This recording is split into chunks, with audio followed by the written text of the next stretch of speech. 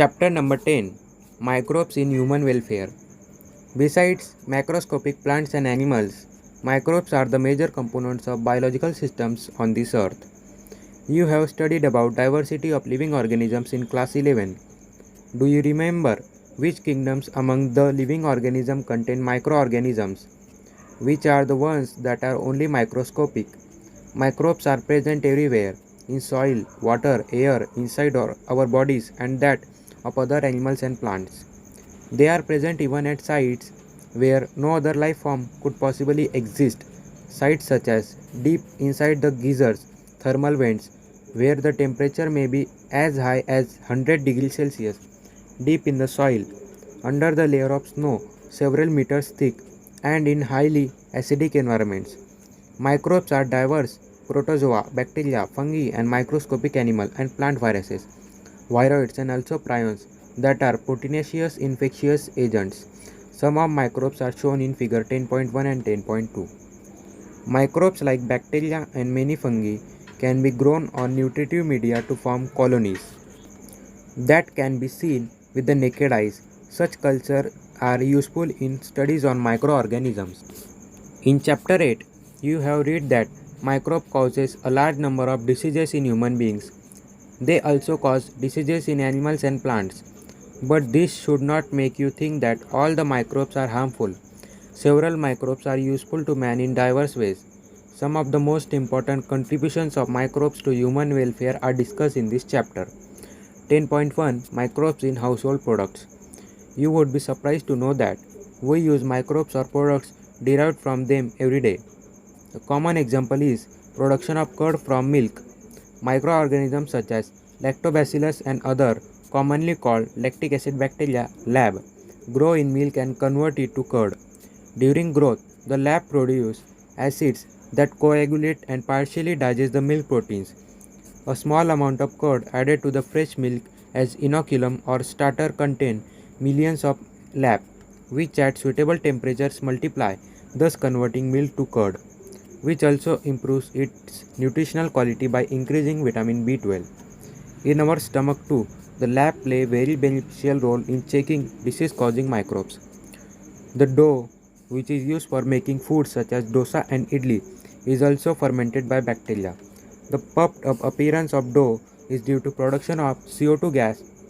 Can you tell which metabolic pathway is taking place resulting in formation of CO2? Where do you think the bacteria for this fermentation come from? Similarly, the dough, which is used for making bread, is fermented using baker's yeast, that is Saccharomyces cerevisiae. A number of traditional drinks and foods are also made by fermentation by microbes. Toddy, a traditional drink of some part of southern India, is made by fermenting sap from palms. Microbes are also used to ferment fish, soybean, and bamboo shoots to make foods. Cheese is one of the oldest food items in which microbes were used. Different varieties of cheese are known by their characteristic texture, flavor, and taste. The specificity coming from the microbes used. For example, the large holes in Swiss cheese are due to production of a large amount of CO2 by a bacterium named Propionibacterium shermani. The Roquefort cheese are ripened by growing a specific fungi on them, which gives them a particular flavor. 10.2 Microbes in Industrial Products. Even in industry, microbes are used to synthesize a number of products valuable to human beings. Beverages and antibiotics are some examples. Production on an industrial scale requires growing microbes in very large vessels called fermenters. 10.2.1 Fermented beverages. Microbes, especially yeast, have been used from time immemorial for the production of beverages like wine, beer, whiskey, brandy, or rum. For this purpose, the same yeast, Saccharomyces cerevisiae, used for bread making and commonly called brewer's yeast, is used for fermenting malted cereals and fruit juices to produce ethanol. Do you recollect the metabolic reactions which result in the production of ethanol by yeast? Depending on the type of raw material used for fermentation and type of processing, with or without distillation, different type of alcoholic drinks are obtained. Wine and beer are produced without distillation, whereas whiskey, brandy, and rum are produced by distillation of fermented broth. The photograph of fermented plant is shown in figure 10.5. 10.2.2 Antibiotics. Antibiotics produced by microbes are regarded as one of the most significant discoveries of the 20th century and have greatly contributed towards the welfare of human society. Anti is a Greek word that means against and bio means life. Together they mean against life in the context of disease causing organisms, where with reference to human beings they are pro life and do not against. Antibiotics are chemical substances which are produced by some microbes and can kill or retard the growth of other disease causing microbes. You are familiar with the commonly used antibiotic penicillin. Do you know that penicillin was the first antibiotic to be discovered and it was a chance discovery? Alexander Fleming, while working on Staphylococci bacteria, once observed a mold growing in one of his unwashed culture plates around which Staphylococci could not grow. He found that he found out that it was due to a chemical produced by mold and he named it penicillin after the mold Penicillium notatum. However, its full potential as an effective antibiotic was established much later by Ernst Chen and Howard Florey. This antibiotic was extensively used to treat American soldiers wounded in World War II.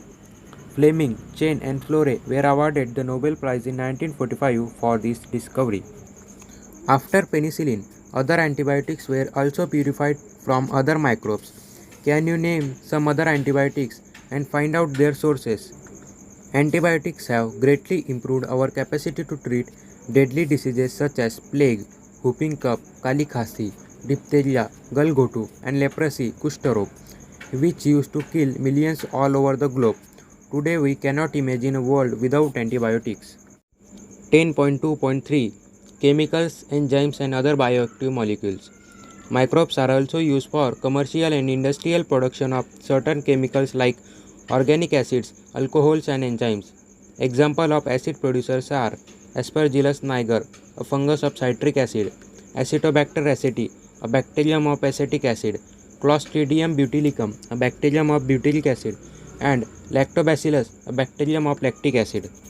Yeast, Saccharomyces cerevisiae, is used for commercial production of ethanol. Microbes are also used for production of enzymes. Lipases are used in detergent formulations and are helpful in removing oil stains from the laundry. You must have noticed that bottled fruit juices bought from the market are clearer as compared to those made at home. This is because the bottled juices are clarified by use of pectinases and proteases. Streptokinase produced by the bacterium Streptococcus and modified by genetic engineering is used as a clot buster for removing clots from the blood vessels of patients who have undergone myocardial infarction leading to heart attack. Another bioactive molecule, cyclosporine, that is used as an immunosuppressive agent in organ transplant patient is produced by the fungus Trichoderma polysporum. Statins produced by yeast Monaskos purpureus have been commercialized as blood cholesterol lowering agents. It acts by competitively inhibiting enzymes responsible for synthesis of cholesterol. 10.3 Microbes in sewage treatment. We know that large quantities of wastewater are generated every day in cities and towns. A major component of this wastewater is human excreta. This municipal wastewater is also called sewage. It contains large amounts of organic matter and microbes, many of which are pathogenic. Have you ever wondered where this huge quantity of sewage or urban wastewater is disposed of daily? This cannot be discharged into natural water bodies like rivers and streams directly. You can understand why. Before disposal, hence, sewage is treated in sewage treatment plants (STPs) to make it less polluting. Treatment of wastewater is done by the heterotrophic microbes naturally present in the sewage. This treatment is carried out in two stages. Primary treatment. These treatment steps basically involve physical removal of particles, large and small, from the sewage through filtration and sedimentation. These are removed in stages. Initially, floating debris is removed by sequential filtration. Then the grit, soil and small pebbles are removed by sedimentation. All solids that settle from primary sludge, and the supernatant forms the effluent. The effluent from primary settling tank is taken for secondary treatment. Secondary treatment or biological treatment. The primary effluent is passed into large aeration tanks where it is constantly agitated mechanically and air is pumped into it. This allows vigorous growth of useful aerobic microbes into flocks, masses of bacteria associated with fungal filaments to form mesh-like structures. While growing, these microbes consume the major part of organic matter in the effluent. This significantly reduces the BOD, biochemical oxygen demand, of the effluent. BOD refers to amount of oxygen that would be consumed if all the organic matter in 1 liter of water were oxidized by bacteria. The sewage water is treated till the BOD is reduced. The BOD test measures the rate of uptake of oxygen by microorganisms in a sample of water, and thus indirectly BOD is a measure of organic matter present in the water. The greater the BOD of wastewater, more is its polluting potential. Once the BOD of sewage or wastewater is reduced significantly, the effluent is then passed into a settling tank, where the bacterial flocks are allowed to sediment. This sediment is called activated sludge. A small part of activated sludge is pumped back into the aeration tank to serve as inoculum. The remaining major part of sludge is pumped into large tanks called anaerobic sludge digesters. Here, other kinds of bacteria which grow anaerobically digest the bacteria and the fungi in the sludge. During this digestion, bacteria produce a mixture of gases such as methane, hydrogen sulfide, and carbon dioxide. These gases form biogas and can be used as source of energy as it is inflammable. The effluent from secondary treatment plant is generally released into natural water bodies like rivers and streams.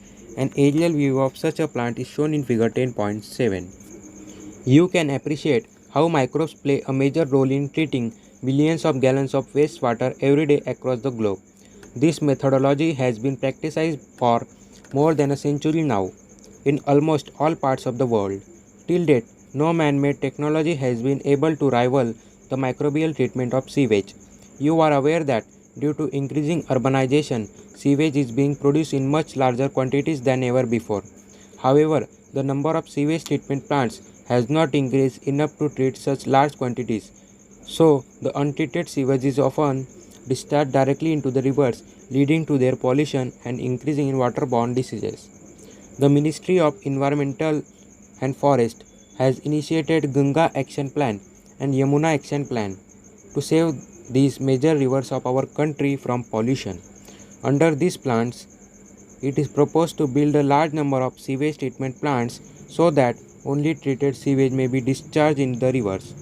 A visit to sewage treatment plant situated in any place near you would be a very interesting and educating experience.